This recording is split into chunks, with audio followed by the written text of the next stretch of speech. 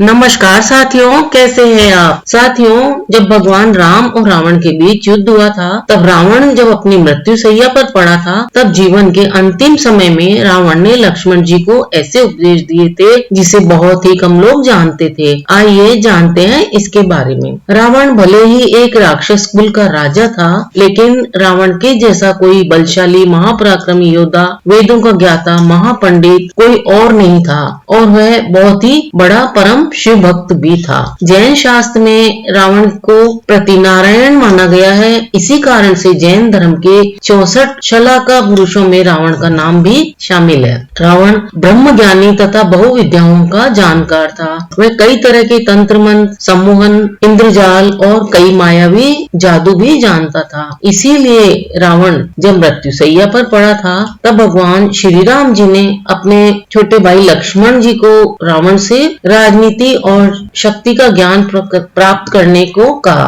क्योंकि राम जी भी जानते थे कि इस संसार में रावण नीति, राजनीति और शक्ति के महान पंडित थे।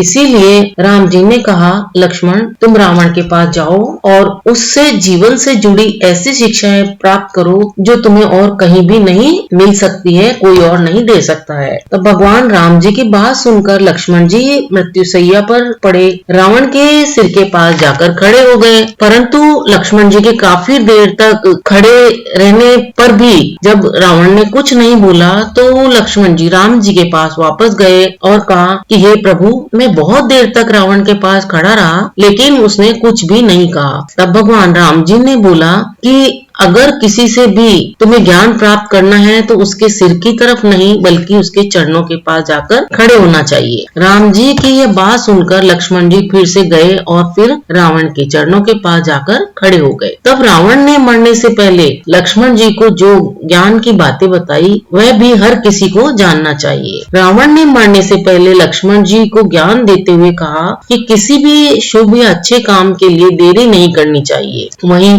अशुभ काम करने के लिए जितना मोह त्यागना पड़े त्यागना चाहिए और उसे उतना ही टालने का प्रयास करना चाहिए। दूसरी बात रावण ने यह कही कि अपनी शक्ति और पराक्रम पर इतना घमंड नहीं करना चाहिए या इतना अधिक अंधा नहीं होना चाहिए उसके बारे में कि शत्रु तुच्छ लगने लगे। रावण ने कहा, मुझे ब्रह्मा जी से मानव और वानर के अलावा कोई नहीं मुझे मार सकता, ऐसा वरदान मिला था। इतना ज्ञात होने के बाद भी मैंने इन्हें मानव रूप राम और वानर को तुच्छ मान लिया था, और यही मेरी सबसे बड़ी भूल थी, जिस कारण से आज मैं महाशक्तिशाली पराक्रमी रावण मरणासन अवस्था में पड़ा हुआ हूँ। रावण ने तीसरी बात जो मुख्य कही थी वो यह थी कि अपने शत्रु और मित्र के बीच में पहचान करने की समझ होनी चाहिए। कई बार हम शत्रु को अपना मित्र समझ लेते हैं, जबकि बाद में वो हमारे शत्रु साबित होते हैं। वहीं जिसे हम शत्रु समझकर पराया कर देते हैं, वो ही हमारे